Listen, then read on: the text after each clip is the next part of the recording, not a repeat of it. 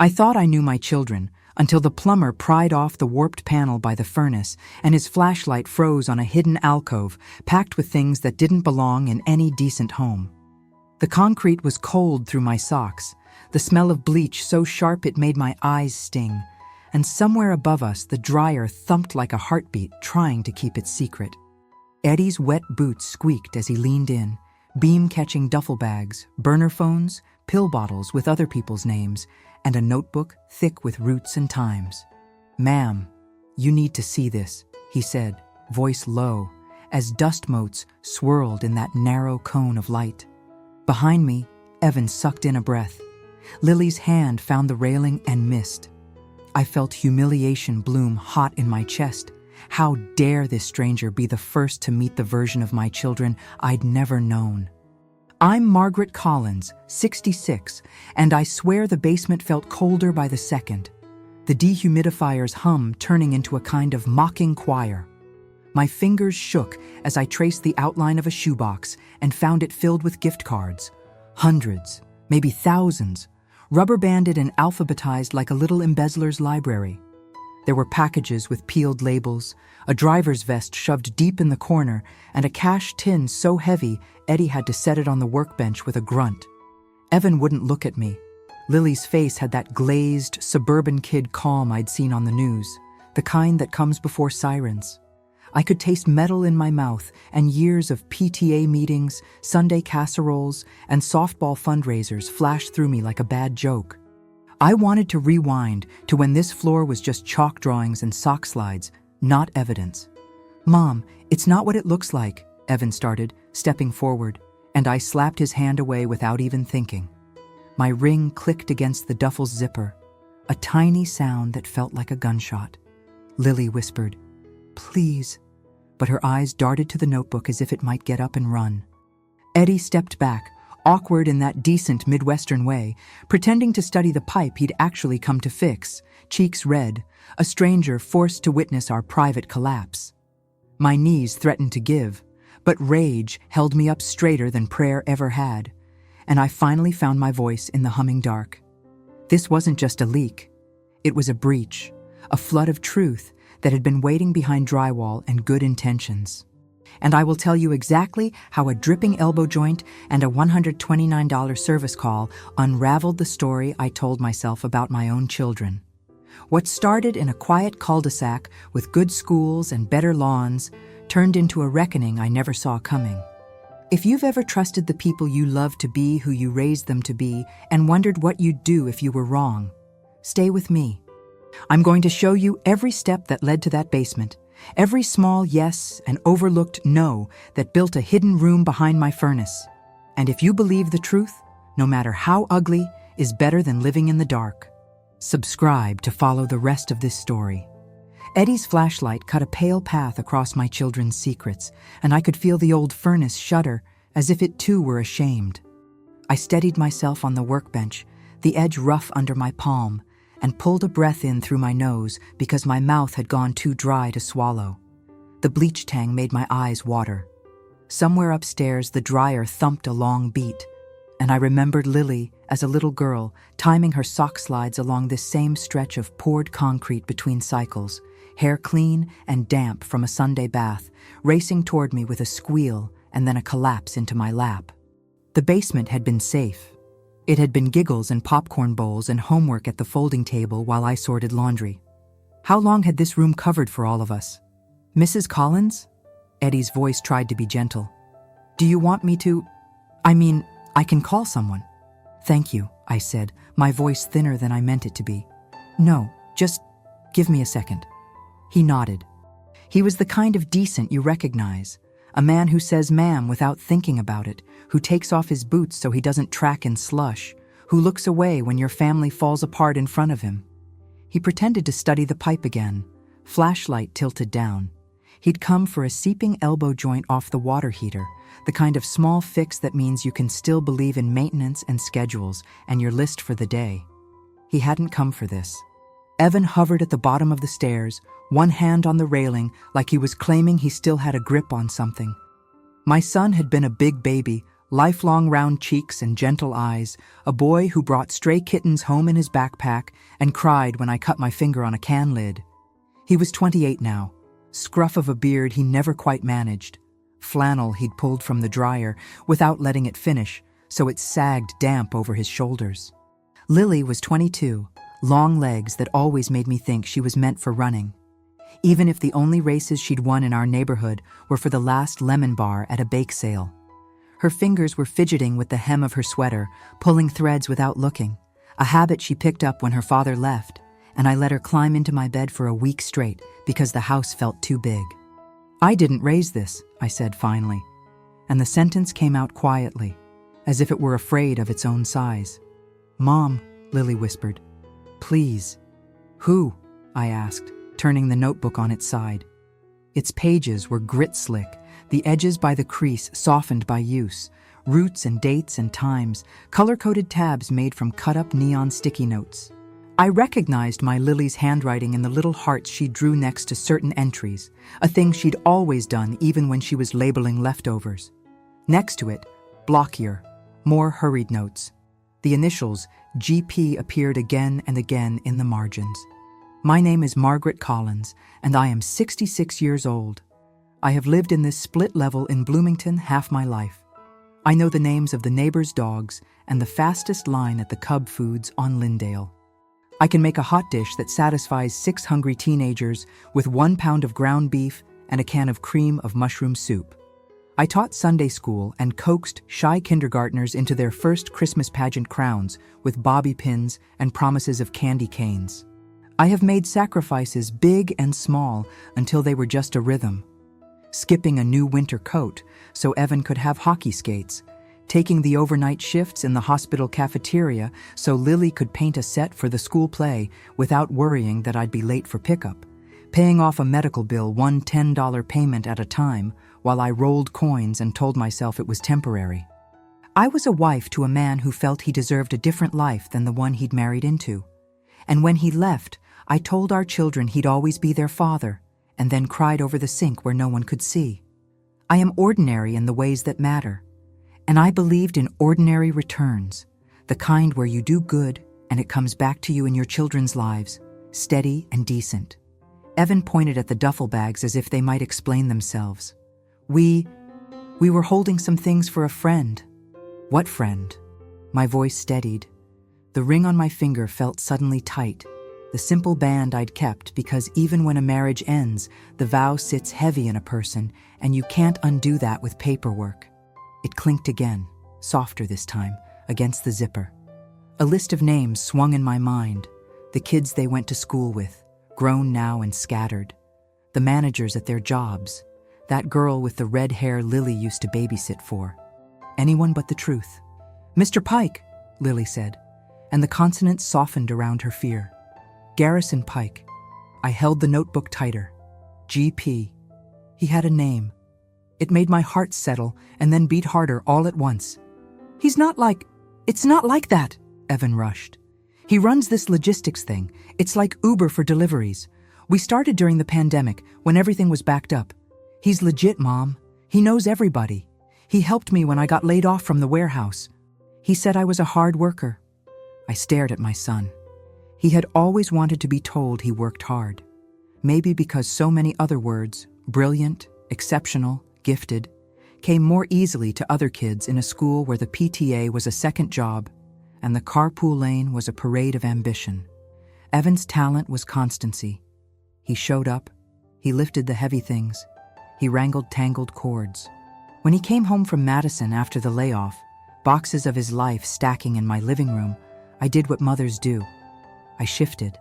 I told him it was no trouble, that I liked company, that we could split the Cub chicken rotisserie and it would taste better with the extra crispy skin shared. Lily drifted home from community college a year later. Classes paused, anxiety like a fine tremor in her hands she hid with sleeves. We folded around each other like laundry, warm and shapeless, and I told myself it was temporary. "How does this sit here?" I asked, pointing to the cash tin and the gift cards sorted like precious stamps. "And I don't know?" Lily's face wavered. "You were at work, Mom? You were at work." "Yes," I said, the word a confession and a defense. Because I was paying for heat and groceries and the phones you put your heads down into at dinner. Eddie stirred. I'll go up and write your invoice. Please, I said. Thank you, Eddie. He gave me a look, gentle and practical. I'll make some tea on my way. Kettle's on the stove? In the cupboard over the microwave, I managed. He moved up the stairs, boots squeaking, and for a moment I could imagine he was one of the army of men over the years who came to fix what we couldn't. Furnaces that groaned too loudly in February, a garage door that went off its rails after a storm, a clogged sump pump that threatened to turn our foundation into a bathtub. They did their jobs, and I baked them cookies if I had the energy, and we all engaged in the polite fiction that our homes were manageable. Garrison Pike. I tried the name out silently. I could see him already, though I hadn't known it. I'd seen the shiny black Tahoe with the chrome package idling at the end of our circle more than once, exhaust making soft clouds in the winter morning.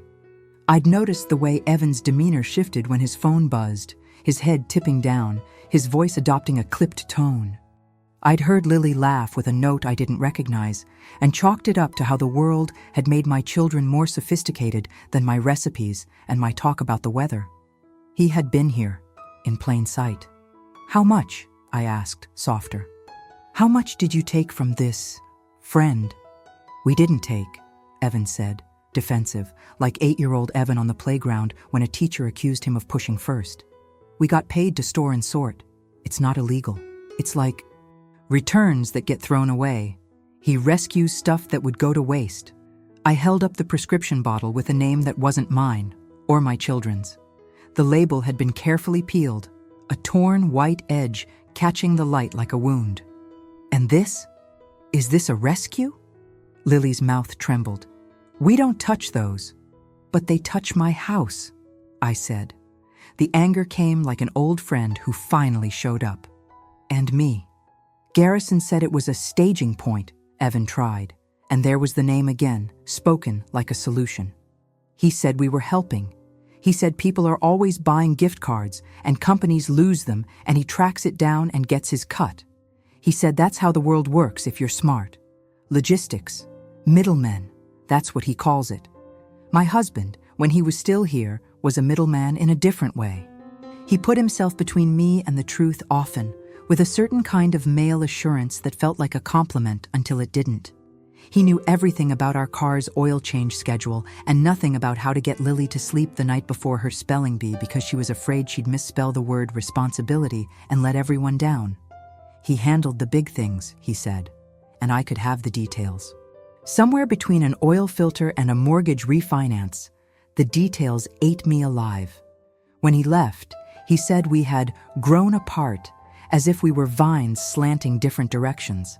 I took off my wedding ring and put it back on again for a week until I decided that the ring could mean what I wanted. A loop I belonged to with myself and my children, steady and unshowy.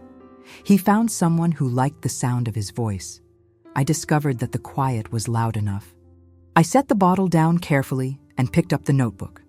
The pages had weight. My daughter's heart-shaped dots marked deliveries that I could map in my mind to corners of our city. The UPS store by Penn, the coffee shop near Lake Nokomis, where everyone brings dogs on Sunday mornings, and the barista knows your order if you come twice. Names of streets I walked on when they were little, and I was trying to get them to nap in the stroller. Pauses labeled like codes. Kettle. Mail slot. Back gate. It turned my stomach. I want to meet him, I said. Evan took a step back.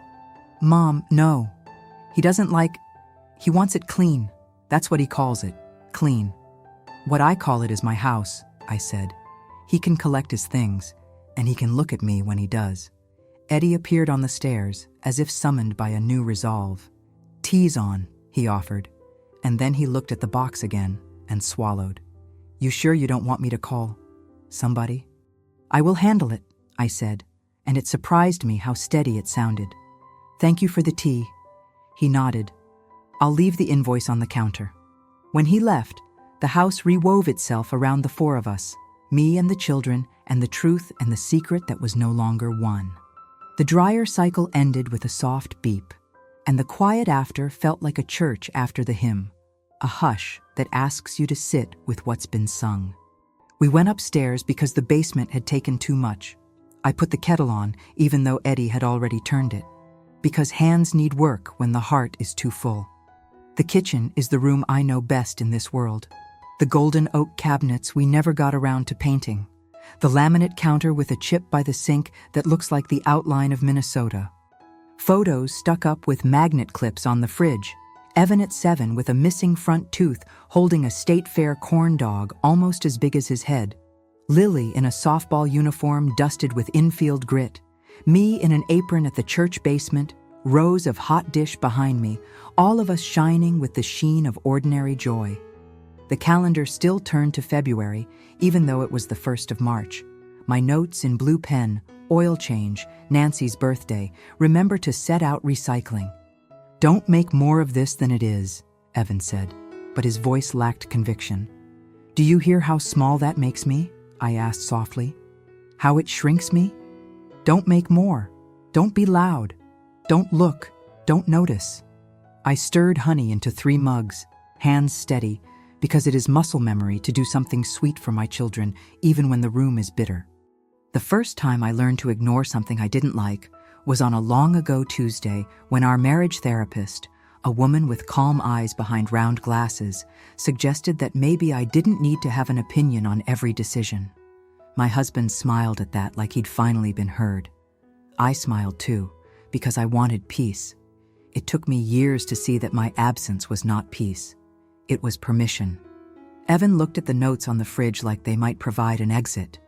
Garrison isn't who you think. He helped me when no one else would. Then he can look me in the eye and tell me what help looks like, I said. Call him. They both went very still. Lily's hand went to the notch above her collarbone, a gesture she's made since she was a tiny thing, as if to hold herself in. When she finally moved, it was to pull out her phone like a person drawing a weapon and wanting someone else to shoot first. Her contacts scrolled, and I saw them flash by. Kat, Dana from work, Evan, Grandma Janice. Garrison P. She tapped, put it on speaker. He answered on the second ring, voice all smooth confidence. Kiddo, you're early. What's up? Lily flinched. Hi, Mr. Pike. Lily, he corrected cheerfully, as if I couldn't hear the discrepancy. We use first names. We're a team, he said, and I could tell he was smiling. A smile meant to land like a hand on a shoulder. You and your little cul-de-sac, Stepford Central? This is Margaret, I said, and the steadiness in my voice made my daughter look at me in a new way. I'm Lily's mother. There was a pause, a plane of silence.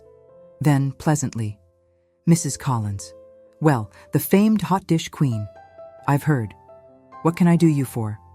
You can come collect your things from my basement, I said. And you can explain yourself in my kitchen so my children don't have to be your messengers. He gave a soft laugh. It wasn't unkind. It wasn't anything so simple. It was the sound of a man who thinks he's in control of a chessboard, and someone's pawns have wandered beyond their squares. Now, no need for dramatics. The kids are just doing a side gig. Everyone's got one. That crawl space makes a terrific staging spot. Tight and tidy. I admire your dehumidifier. Smart to keep the product dry. The product, I repeated, choking on the neatness of his word. Mrs. Collins, he continued, rolling right over my tone. My truck's 5 minutes out. I'll swing by, pick up the totes, say a hello. We'll get out of your hair. This is what I do. I smooth. It'll be like I was never there. He let that hang. An offer that sounded like magic if you wanted to disappear something. And Evan, he added, suddenly direct. Put that ledger away, buddy. Paper is old school. My hand moved without asking me. I placed the notebook on the seat of the wooden chair I'd bought at a yard sale 20 years ago and slid the chair so it tucked under me when I sat. He wouldn't take this ledger from me unless he took me too. I realized with a little shock that I was not afraid. I had been too tired to be afraid for so long that courage arrived like a well-rested friend. We'll see you soon, I said, and hung up. Evan's jaw worked. Mom, it's done, I said. We'll have the conversations we should have had months ago. I turned off the kettle because the tea had already steeped itself into strength. While we waited, time stretched. I found myself wiping the already clean counter. I straightened the stack of coupon mailers by the back door. I checked that the cat's water bowl was full, even though Marshmallow sleeps all day and is offended by any suggestion that she is not managing her hydration on her own. Ordinary acts as talismans. Lily watched my hands with a quiet hunger, as if she wanted me to be able to make this okay simply by setting the napkin holder straight. I thought of the years behind me and the sacrifices they held. How I sold the oak dining table my mother left me because the mortgage needed one more payment the month the furnace died. How I told Evan we couldn't afford the spring break trip junior year and then worked a weekend of extra shifts so I could buy his class ring because he looked at it like it meant he belonged to something. How Lily's art supplies were stocked because I filled a thrift store cart with used canvases and spent nights scraping paint with a putty knife while the house slept. How I took a second job at the checkout at Lund's when the hospital cut hours, standing with swollen feet and telling myself it was good to see neighbors, to say, "Yes, Mrs. Kiar, the Lefse is in stock on aisle 4. How I let my ex-husband's voice ring in my head longer than I kept his name, a voice that said I overreacted, that I was sentimental, that I could not possibly understand how the world works because the world is a ledger and I am a bowl of sugar. I looked at my children. "I am not your enemy," I said. "Remember that, but I will not be your cover anymore." Lily burst into tears then, a soft spill. She was always the quieter crier, the one who hid behind her hair and let the sleeves of her sweater go damp. Evan rubbed his forehead with the heel of his hand and stared out the window where the birch trees leaned like they, too, had carried too much. The knock at the door was 3 quick taps and a pause, exactly nothing like a friend got caught in a Minnesota snowstorm and needed to come in from the cold. I breathed, "Okay," to myself and went to answer it. He was exactly what his voice had promised. Neat beard, winter coat that looked like it came with a signature, eyes that slid past me to assess the house in one sweep. He wore a smile that had become a habit and a watch that caught the light with a practiced assurance. He stuck out his hand as if we were at a fundraiser. "Mrs. Collins," he said warmly, "I'm Garrison." I didn't take his hand. "Please keep your voice down," I said, "because I am Midwestern, and even my boundaries come wrapped in consideration. The neighbors don't need to be in on this." "Oh, I don't think neighbors notice much," he said, amusement sliding around the words. "They notice the lawn and the recycling bins lined up just so, not roots and times." Evan started to say something, but I lifted my hand slightly, and to my surprise he stopped. Garrison's eyes flicked to the motion. He tucked his hands casually into his coat pockets, then pulled one out to reveal a key fob he swung by 2 fingers, a little rhythm to underscore his point. He owned things. "You'll want to come in," I said, because I was raised to offer coffee even to people I didn't like.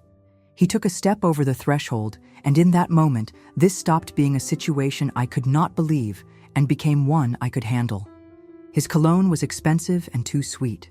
In the kitchen, he took the chair across from me with the easy entitlement of a man who always finds the head of the table. He didn't sit in the chair where I'd tucked the notebook underneath. He took the one that allowed him to see the back door and the hallway.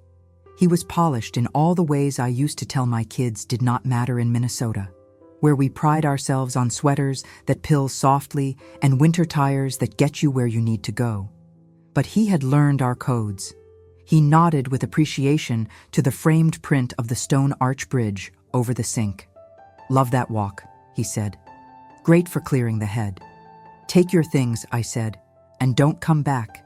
He smiled, small and sympathetic. "Mrs. Collins, I understand this looks messy. No one likes to pull the curtain back on the backstage. But your kids? Hustlers in the best way. They spotted an opportunity. Gift cards get lost. Packages get misdelivered. Big companies write it off. We move it into the hands that can use it. It's green. It's efficient. It's the Midwest way. Waste not, want not." He was so confident when he said it that I could imagine other mothers nodding along, wanting to be the kind of woman who understood a modern hustle. "And the prescription bottles?" I asked quietly. He spread his hands as if to say, "What can you do? People hoard. We reallocate. There are systems, Mrs. Collins. There's a lot you don't see. I see my basement, I said. And I see the fear on my daughter's face when your name shows up on her phone. I see how my son's shoulders are tight enough to cut the air. Your systems are not my concern. My home is. Of course, he said, a flicker in his eyes. Not anger, contempt, carefully managed. We all want our little castles. But the thing is, those duffels don't belong to you. This house does, I said. And everything in it is under my say-so.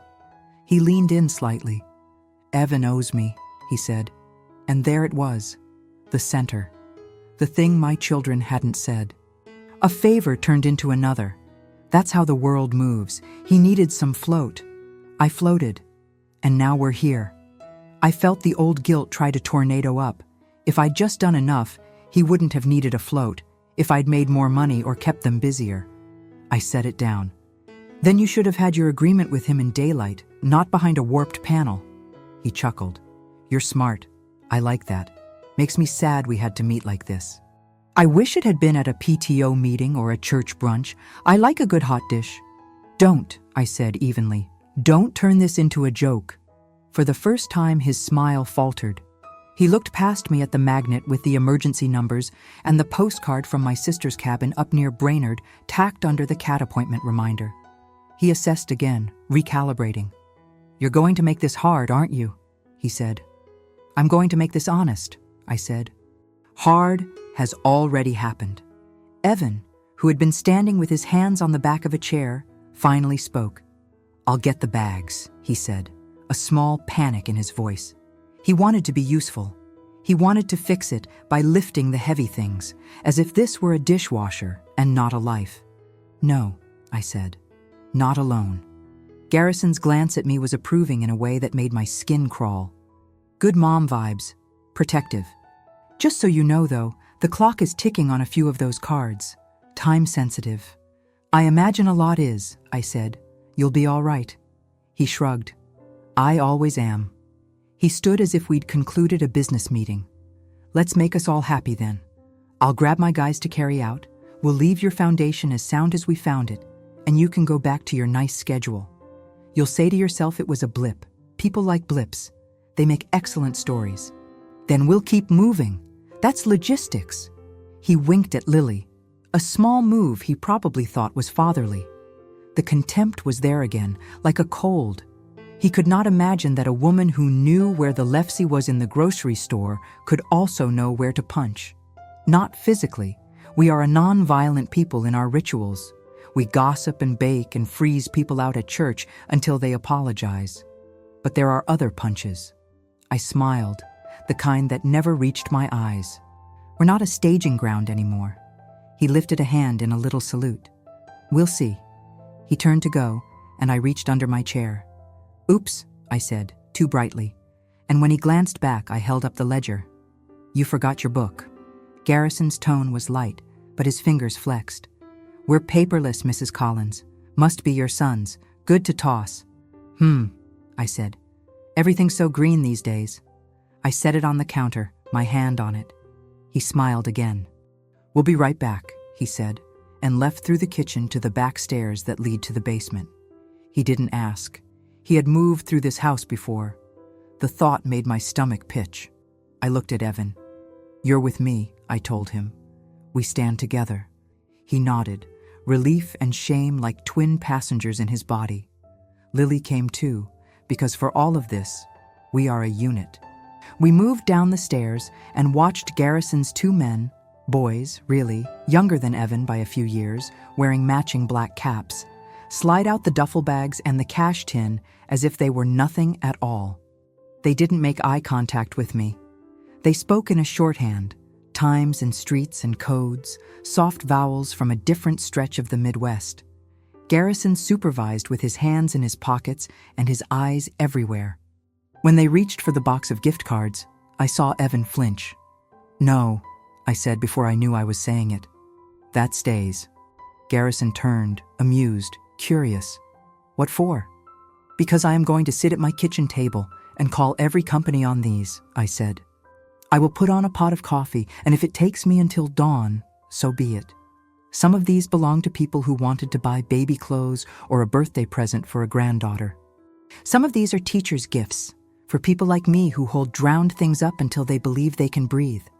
Those people think they lost something. I am going to give them back what I can. He looked at me like I had turned a color he didn't know. You would really do that? I felt a strange laughter rise and I let it. Honey, I said, because he was a bully, and the way to throw a bully is to refuse to be goaded. I have held the hand of a stranger while they got news in a hospital hallway. I have peeled off wet socks after a shift when the snow found the hole in my boot. I have sat in church basements next to women who bury their mothers and then serve gelatin salad to the mourners because that is what we do. I have made meals from very little and made peace that way too. You tell me what I won't do when it's for someone else's someone. He stared, then reached into the box and lifted one card as if to test the weight of it. You're something, he said. Not a compliment. A recalibration. Go, I said. I've got calls to make. He assessed one more time, his eyes flicking to the ledger, to my hands. He wanted it. He wanted it badly, and he was too well trained in smooth to lunge. We'll be talking, he said finally. Don't be a stranger. We won't, I said, and I meant it differently. When he and his boys left, the house breathed again. Eddie's boot prints on the mat by the back door had already started to dry in faint outlines. The absence of the bags made the basement look like a mouth after a tooth extraction, raw, a little bloody, but I told myself that was good. Wounds only heal if they are open to air and light. We carried the gift cards up in stages. Evan immediately started to make categories, because that's what he does: grocery, fuel, clothing, miscellaneous. Lily got a notebook and a pen and wrote down numbers, hands steadier now that they had a job. I dialed the first customer service number, and when the recording asked if I wanted to participate in a survey at the end of the call, I pressed no, though I could have told them a lot. Between calls, between the music loops, and the cheerful bots telling me to hold, I thought about the larger thing behind all this. Not just Garrison and his watch and his tidy contempt. The way people like him set themselves up as inevitabilities. The smooth talkers in every era who decide the rules are theirs to play with. In a decent neighborhood, we get used to believing in the rules as a shield. We don't see how sometimes the shield hides a blade turned inward. I saw how that blade had been turned toward my children's softest places. Evan's need to be useful. Lily's ache for kindness that looks like belonging. I saw how my desire for quiet let a man we didn't invite walk through my back door. The little red light on the answering machine, yes, I still have one, though my kids tease me about it, blinked. Messages from the automatic pharmacy refill, from Nancy about her grandbaby, from the church coordinator asking if I could bring a pan of bars next Wednesday, and one I did not recognize, a voice that said, Mags, with a familiarity I hadn't allowed in 20 years. My ex-husband had a way of choosing his moments. I deleted it without listening further. I was not going to let old contempt join new. I'll call Janice, Lily said after a while, looking at me with a half-question. She'll say we should drive up to the cabin for a weekend. She'll feed us pancakes. We'll go later, I said. For now, we stay. We clean in the way we can. We worked until the afternoon light turned everything that soft Minnesota gold that makes even the patches of old snow look like hope. We put our names on a list not because we're saints, but because it seemed like the right thing, and the right thing builds a person back up. When my voice got hoarse, we took a break and I put a frozen casserole in the oven, the emergency one, from the bottom shelf, tater tots lined up neat like a parade because that is how I keep time when everything else runs wild. The doorbell rang again just as the cheese was starting to bubble, and I felt my stomach tighten because the day had already taken too many swings. When I checked the door camera, yes, Evan installed one from a Black Friday sale. There was no one there, just a manila envelope on the mat. I told Evan to wait, then opened the door enough to bend and grab it. Inside, a set of keys on a ring with a little bicycle charm I recognized as Lily's from high school, a folded invoice from a storage unit company listed under a name I didn't recognize, a printed photo of Evan talking to a boy next to an idling truck, and a note written in that clipped hand I'd seen in the ledger. We take care of our own. Keep your house tidy. We're on a schedule." Evan's face went white. Lily touched her throat again. I felt something settle in me that was not fear. It was a decision. The larger conflict had found a way to my doorstep, and I realized that my whole life had been preparation for this. The casseroles and the hospital nights, the snow shoveling and the PTA fundraisers, the library fines paid in coins, and the letters sent after midnight to teachers and landlords and city clerks, because words and steadiness are how we survive. I had spent so much time believing I had to be small to keep things smooth. That was over. "We're going to the police," I said. "Mom," Evan said, the word a plea and a warning. He said, "Evan," I said, and the name held like a blessing. I know what he said. The promise of people like that is that they will make it easy if you make yourself smaller. We are done being small. He sat down, shoulders slumping like a man setting down a heavy box. "I'm sorry." "I know," I said. "I am too." I looked up the number for a detective my friend at church had mentioned when her nephew got mixed up in a ring selling stolen bicycles. Detective Mia Alvarez. She had come to a neighborhood watch meeting and talked about scams and community lines. She had looked at us like we were capable. I dialed and left a message in my clear telephone voice, the one I reserve for companies and doctors and people who need to hear I am not only the sum of my soft edges. Then I called our neighbor, Teresa Nguyen, who is a lawyer at a small firm on France Avenue. I've brought her lemon bars in exchange for notary stamps. I asked if she had time for a conversation about what to do when your children have walked you into a corner. "Always," she said, voice like a hand. We ate the casserole at the table without speaking for a while, the sound of forks on the chipped plates familiar, comforting. Marshmallow patted in and gave us that look cats give, as if they are the only ones truly managing the situation. Eddie's invoice sat by my elbow, $129, like he'd promised. I wrote the check and left it under the little ceramic apple that holds the stamps. The normal things continue. They keep you from flying apart. When the streetlights flicked on, I noticed the black Tahoe slide by without stopping, a drive-by that said, "We see you." I left the kitchen light on anyway, flagging not surrender but presence. I took the ledger to my bedroom and placed it in a cardboard box under the bed where the kids used to hide from monsters, and now monsters might have to stoop to find what they thought belonged to them. Then I sat on the edge of the bed and ran my fingers along the quilt my mother made for me when I got married. Stitches tight and neat, colors coordinated but not showy. She used to say, "The only way you make a quilt is one square at a time, and sometimes you have to take out the seam and redo it because you weren't paying attention. You never trash it. You re-sew." I lay back without meaning to and closed my eyes. I remembered Lily at 6, dragging a brush through my hair while I pretended to nap on a Saturday afternoon and making little stacks of barrettes on my stomach, saying in her serious voice that she had a system. I remembered Evan at 10, standing at the end of the driveway, watching older boys ride their bikes toward the park and asking me if he would ever be that fast. I told him he already was, and he looked at me with such faith it almost undone me. The house settled around me, winterwood creaks and the hum of the furnace we had saved for and finally replaced last year, the filtered air moving through vents that now felt like lungs breathing us back in. I felt the ache behind my eyes that comes with a day like this, and I did not cry, not yet. There is time for that too. I got up and took off my shoes and put them on the mat by the door to my room, a habit I learned from a nurse friend after a long shift, ready to run if you need to, but not dragging dirt into your resting place. When I rejoined the kids in the living room, Evan had turned on the local news with the sound off, footage of a ribbon cutting at a new playground, a weather map with a swirl of cold front, a shot of a politician at a podium. Lily had her legs tucked under her and Marshmallow in her lap, and she looked very young and very old. I sat between them and took both their hands. They let me. "This is going to get harder before it gets easier," I said. "But we will not do it hiding in the dark." Evan squeezed my hand.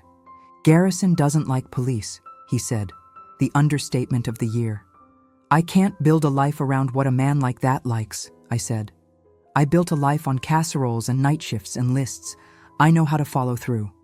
There was a tap at the window, branch against glass, or imagination. I told myself it was wind. I told myself we were not a horror story, but a family story, and families, when they are lucky, get a second chance at telling the truth. I stood and turned off the TV. I washed the casserole dish and left it drying on the rack. I wrote down the detective's name and the time I called on a little notepad shaped like a strawberry my sister bought me in a gift shop up north, because when you need to stand in front of someone official, it helps to have your strawberries in a line. Before bed, I went back downstairs. The alcove yawned, then receded, just a hollow behind a furnace, the kind of space a builder leaves when he mismeasures. I touched the concrete wall and felt its chill. I thought of a flood I once saw on the news, camera panning a muddy river where streets had been. A woman in a baseball cap standing on a roof, waving. She didn't look small. She looked like a person in the middle of a fact. We would be in the middle of this fact for a while. On the workbench, a single gift card had been left behind, a coffee shop logo I recognized. I tucked it into my pocket. In the morning, I would go there after I called the detective again if she hadn't returned my call. I would order something warm and sit where the light fell in a square on the table, and I would make a list. I would think about how to talk to the HOA in case men with black caps started cruising our cul-de-sac. I would call the church and tell them I would bring the bars next Wednesday, and also that I needed names of any parents whose kids had found themselves in over their heads, because sometimes it helps to know you are not alone. I would ask Teresa what to say when a man like Garrison tried to call a building inspector to harass a woman who had told him no. I would, in short, do the things I had always done, in the light. When I crept back upstairs, I paused in the doorway of my children's rooms. Lily had fallen asleep, hand still on Marshmallow's back, like a heartbeat. Evan sat on the edge of his bed, scrolling job postings, mouth set. He looked at me, and I saw the boy who had asked me once, when he was 5, if the sun got tired. Sometimes, I said then, but it has a job. I kissed his forehead the way I hadn't in years, and he didn't pull away. We're going to be all right, I said, and the words weren't a promise, not the way we tell fairy tales. They were a direction, the kind you listen to when a storm is blowing and the road glitters with ice, and you need to know which way to turn your wheel. In the quiet after the day's storm, in our regular house on our regular street in our regular Midwestern city, I saw what the larger conflict would be. It wasn't just with a man who wore a nice watch and misnamed theft as logistics. It was with the part of myself that wanted to smooth my children's hair and make bowls of cereal and pretend. It was with their shame that made them small, and the world that told them being small kept them safe. It was with the kind of contempt that thrives on women like me, believing we are not powerful because our power does not look like theirs. It was with all the little yeses and polite nods that let a man park a black Tahoe at the end of our circle and wave at the neighbor walking her beagle and then walk right through our back door. I turned off the hall light and left the one over the sink on. That's what we do here. We leave a light on for what's coming, and then we meet it. When I finally sat down in the quiet living room, my hands still smelling of onion soup, a scent that to this day is the perfume of survival, I felt a new kind of weight, different from any familiar guilt or maternal disappointment. It was as if the foundation of my home had cracked, and some cold wind, not from outside, but from within, blew through the fissures of who I was, who I wanted to be, and what my children had become under my roof. So many years believing that keeping a clean house, a stocked fridge, and vaccination schedules up to date could protect against disorder, malice, against what you only see on the 10 o'clock news. I always convinced myself that Bloomington was just a lovely, unassuming, Midwestern neighborhood. I never thought that one day I would be the main character in the headline, or that I would be the mother who didn't know. The accumulation of small humiliations had begun earlier, I realize now. There are always signs. Doors slamming harder than necessary, the way they averted their gaze when I asked about job interviews or recent credit card purchases. My own silence in the face of these discomforts, A wall of cordiality, burying serious questions with comments about the weather or the quality of Cub Foods cornbread. Deep down, I saw, and by choosing not to see, I collaborated. It was easy to believe that returns would come simply because I had tightened every belt, shared pieces of myself to ensure they never lacked anything. And now, what was lacking was the ground beneath my feet. But it was there, facing the box of gift cards, the silent output box of every birthday, graduation, the box of promises of a better life and overtime hours, that I thought, enough. I will no longer be a spectator to what they do with the little I've built. The enough came quietly, like a fine rain, but each drop was, in fact, thunder. The object, the symbol of my decision, was right there, the notebook. That worn cover, grimy from handling, from the hope and fear of the writer, and now also from the anger of the discoverer. It wasn't just an object of logistics or petty crime. It was evidence that everything, absolutely everything, could be recorded. And if it could be written, it could be spoken aloud. It could be exposed in the kitchen light, before the eyes of those I always thought I protected, but whom I now needed to face as equals.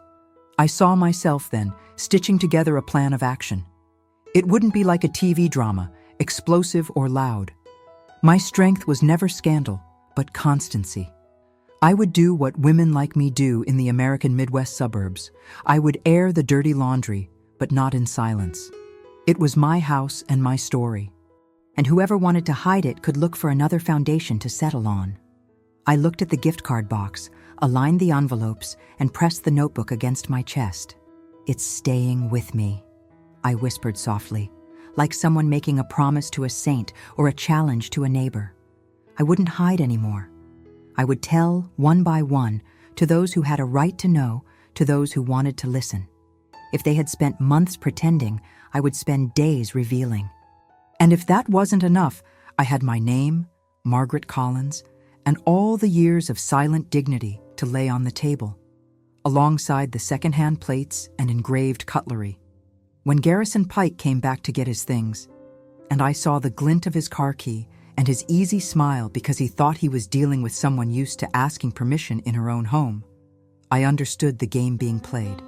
His tone shifted the second he realized the notebook was no longer simply lying around, but hidden under my watchful eye.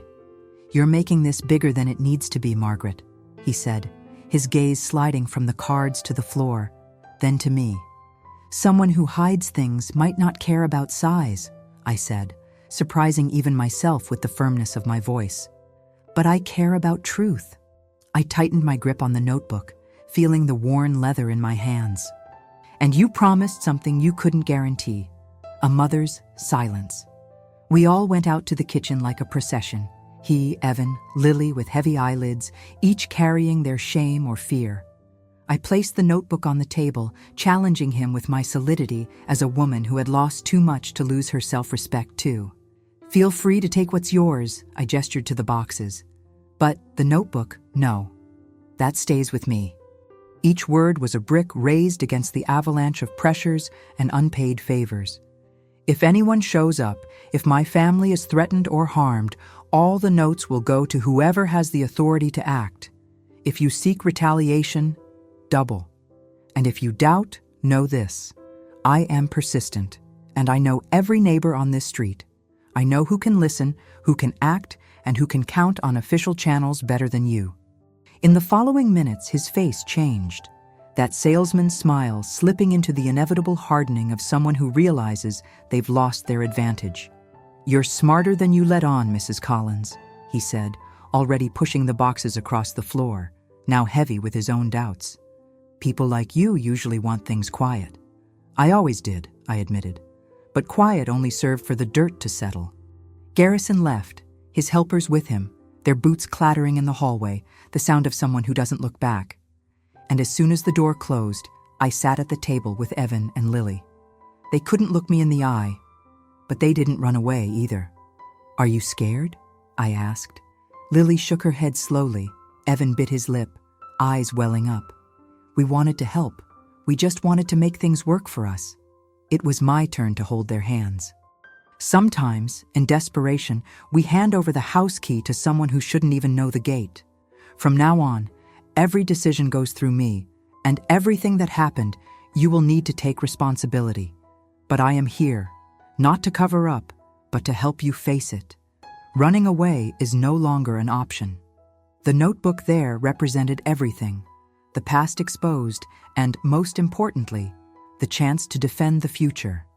With every lost gift card inquiry, every call I would make to companies reporting suspicious names and transfers, I would rebuild, brick by brick, what they had tried to demolish from within. The value of family, but not the naive one from Christmas cards. The value of support, of doing what's right, of truth despite the pain. Before preparing a hurried dinner, because it was necessary to continue, I called the police station. I asked to speak with someone who handled property crimes. I said my name, explained the situation. I have a notebook with everything written down, names, routes, dates. I will not protect anyone who comes here wanting to exploit my family's vulnerability. I need guidance on how to safely deliver the evidence and ensure my children take responsibility, yes, but not alone, nor at the hands of someone like Garrison Pike. The woman on the other end had a firm voice. I was told to expect a visit the next morning. Write down everything you remember. Don't tamper with the material yourself. Stay home with the doors locked. If anyone shows up, call 911. I spent that very long night sitting with my children. We spread all the cards on the kitchen table, dividing them into piles: grocery, pharmacy, gas, clothing, and a separate pile for those that seemed to be from individuals. I discovered names of people from here: the pastor of the neighboring church, little Liam's mom, the neighbor at the end of the street. I found it strange how irony settled in. Those people who always seemed so protected also had their small things diverted and stored here, in the belly of my house. While Lily listed the card numbers and Evan wrote down each balance, I talked about the importance of coming out of this differently, not just unharmed, but more whole. Don't fall for magic solutions or promises from smooth talkers again. Every easy choice costs dearly later. Lily's crying came again, but she no longer hid behind her hair. Shortly before 10, the phone rang. It was Janice, my sister, calling to ask about our day. I hesitated, but I told her, "You wouldn't believe it. The kids got involved in something bad because of electronic discards and a friendship I never approved of." Silence on the other end. Janice didn't judge. It wasn't her way, but she promised that, no matter how much couldn't be fixed, family doesn't leave family alone in the cold. "It'll be okay. We'll manage. There's always room for another pancake at my place." After I hung up, I looked at the light fixture above the sink. My mother taught me, a light on is never just fear. It's a warning so your own courage doesn't fall asleep on the job. I went to the basement one last time that day, hid the notebook in the most unexpected place, inside the box of old vacuum cleaner parts that no one ever remembers to throw away. I went back up slowly, listening to every creak, every sigh of the walls. But upon returning, I didn't find the silence of defeat. It was a good silence, of expectation. Finally, I sat beside Lily, pulled Evan close. "It's going to hurt," I explained, "but everything that grows crooked can only be straightened by addressing the root." They nodded, ashamed but grateful, like someone caught lying but discovering they could still count on forgiveness. Not the easy kind, not the kind that covers up, but the kind that stays with you until the end. That night, I slept little. Every sound of the wind became a threat. Every headlight on the street made me imagine some unwanted return of that man with the expensive watch and too wide a smile. But at the same time, the notebook under the vacuum cleaner parts gave me the certainty that the monsters, for now at least, were out of the room, and above all, out of command. I woke up before everyone else. I made pancakes, just because my sister said there was always room for another plate. While the batter browned in the skillet, I went over my to-do list: call the police station, present evidence, inform the card donors, talk to other neighbors who might not know they were also vulnerable, and, most importantly, ensure Evan and Lily were held accountable where necessary. but always with open eyes, protected from fear and manipulation. In the early afternoon, the police arrived. Young Detective Alvarez listened to everything, looked at the notes, and assured me it would be enough to start a real investigation. Discreetly, she explained. She knew men like Garrison Pike from wealthier neighborhoods, where they thought a name and a few donations were enough to buy the victim's silence. It won't be different here, she said firmly. Later, between the coming and going of questions and answers, I noticed an unexpected detail: the Black Cat coffee card, that corner coffee shop, fallen out of the pile as if waiting to be chosen. I picked it up and put it in my coat pocket. I promised myself that the next morning I would go there, not for escape or nostalgia, but for ritual, the first step in rebuilding my life. A warm conversation with the owner, Mrs. Wheeler, who knew all the neighborhood's secrets and was never one to judge someone who arrived trembling, but rather to listen and offer more sugar in their cappuccino. When I went out to get the newspaper, I noticed the ice starting to melt on the sidewalks and, in the mailbox, a card with only the words, "We're watching." No signature, no clear threat, but message enough. I looked at the sky, gray and promising as always around these parts. I felt shame come, yes, but not from my side. I felt strengthened, that stubborn Midwestern resilience that withstands real winters and knows how to warm others through its strength. The notebook was safe, my children exposed, yes, but alive, and my mission renewed. I walked back inside, where the smell of pancakes and fresh coffee was already calling the family to the table. This was how I knew how to act: resisting, exposing what needed to be exposed, protecting without hiding anymore, fighting because, in the end, that's how families here face their storms. And if by chance someone shows up, or some new secret slips through the ceiling, the kitchen light will remain on. Because here, I decide when a story ends or begins again. On that chilly March morning in Bloomington, the kitchen light still cast its yellowish rectangles on the tabletop when I set my coffee mug near the notebook, the object that, now, weighed more than any pot I had ever lifted in my life. It was early, and my bones still seemed to ask permission from the day, but in every muscle of my being was the decision not to retreat anymore. I had had enough time since Detective Alvarez's visit to understand what rebuilding meant. It isn't sudden like a storm, but solid like the frost that melts slowly, giving way to the asphalt. The quiet house allowed me to hear the sounds that announce a beginning. The low whistle of the kettle, Marshmallow circling my legs looking for warmth, Evan and Lily moving slowly upstairs, young bodies but already marked by a tiredness that belongs not to age, but to truth, hastily exposed under the light of shame. Despite everything, a different kind of calm, a shy one, was settling in. No longer the tense silence of omission, but the deep breath of someone who knows they no longer need to hide anything behind the drywall. Stirring sugar into my coffee, I realized that, in a way, that notebook was already my second skin. It was what forced me to step out of the silent role of mother as a wall, the one who absorbs, swallows, never talks back. Now, I was Margaret Collins, the woman who decides where the boundary of the possible ends and accepts that the greatest responsibility is not to stay silent when her own children confuse opportunity with danger. When Evan came downstairs, his eyes deep but focused, he sought my approval not with questions, but with actions. He sat down immediately, separated the delivery receipts, wiped the table before being asked. Lily arrived later, hair in a hurried braid, her face showing pillow marks, but her gaze steady, bringing her notepad filled with scribbled numbers. Between us, for a few seconds, hung that awkwardness of the aftermath. But I broke the silence first.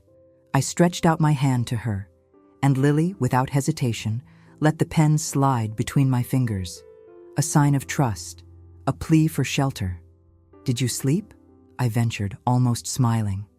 "More than I expected, actually," she whispered, leaning her head on my shoulder, comfortable in a way she hadn't been in years. Evan responded with a silent nod, focusing on the piles of gift cards that now belonged to us not as a trophy, but as a moral debt. I took a deep breath, feeling the warmth of the coffee and the chill from the window. wanting to believe that this moment was the first of many small, fresh starts. Detective Alvarez arrived shortly after 10, her hair tied back, a thick blouse, a smile that mixed strength and compassion. She sat at the table with us, read the notebook, asked direct questions.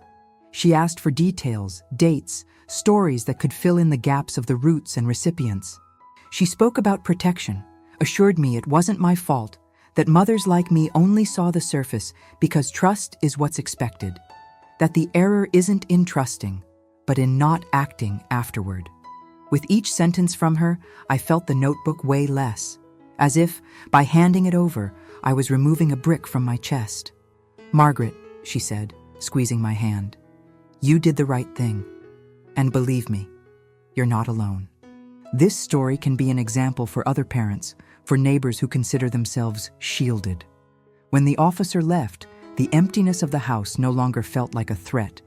It was space to begin again.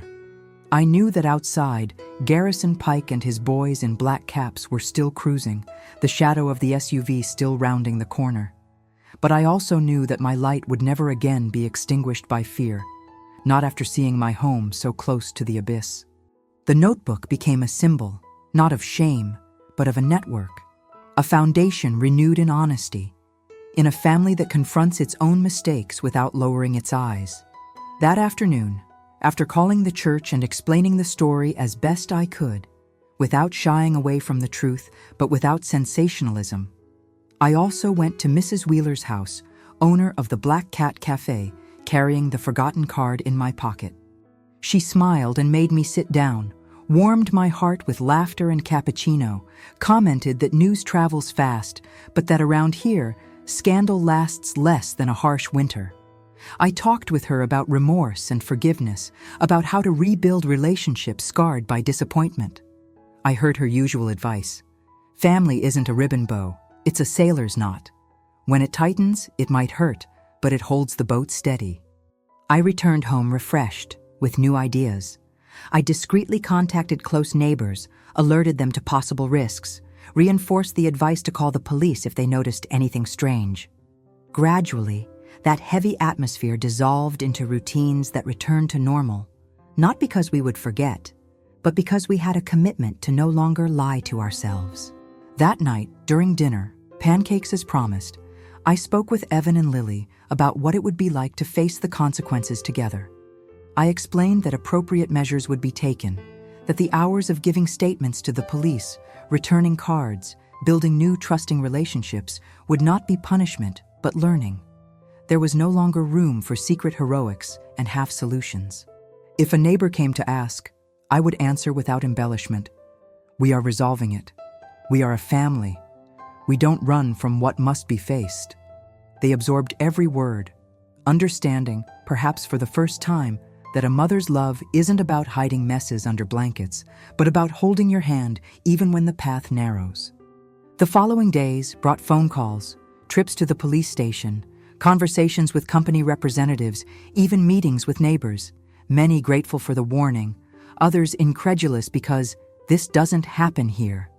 But I saw in their eyes the seed of alarm germinating, that even on the best streets, true protection isn't a high wall, but the courage to expose oneself and love sincerely. Evan found a new job, less glamorous, but with the kind of dignity that always ennobles.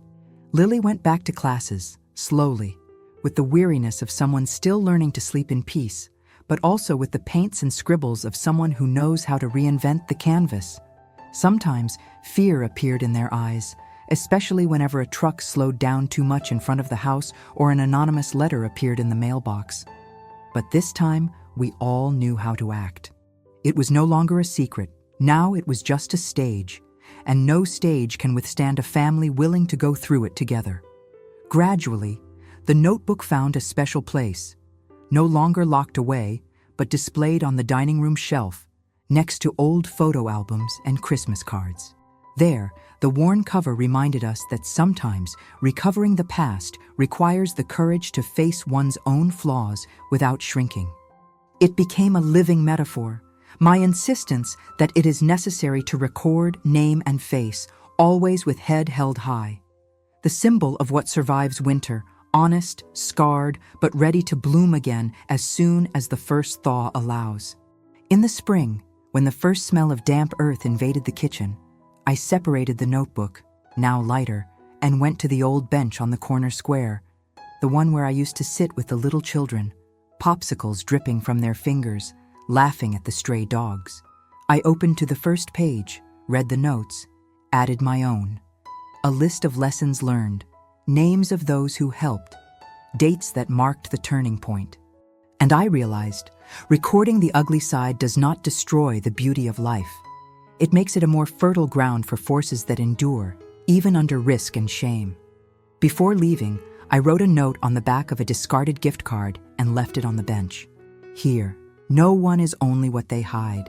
Here, we learn, face, and move on, always with the light on. Back home, I hung the notebook on the bookshelf, adjusting it so it was visible to anyone who came for coffee or a story. And I kept the usual custom, the sink light on, the smell of bread warming the room, the window ajar for whatever may come, good or bad, as long as it's lived with dignity. Today, walking on the now clean sidewalks, I think about what remained of this journey. My children reconciled with their truth and our families. My peace rebuilt not in silence, but in the power to say aloud what I once only whispered to myself. I discovered that no storm can withstand someone who insists on keeping the kitchen lit, coffee served, and heart open to always start anew. And I hold, with me and in the notebook, the certainty. Our greatest strength was never in flawless walls, but in the ability to admit every crack, however small, and to fill them together, day after day. If this story has touched you in any way, whether by the fear of facing your own silences or the courage to put a stop to it and take care of your own, I sincerely ask, leave your comment below, share a bit of your experience, subscribe to the channel, because, like the best stories in Bloomington, the light we light together is one that never goes out.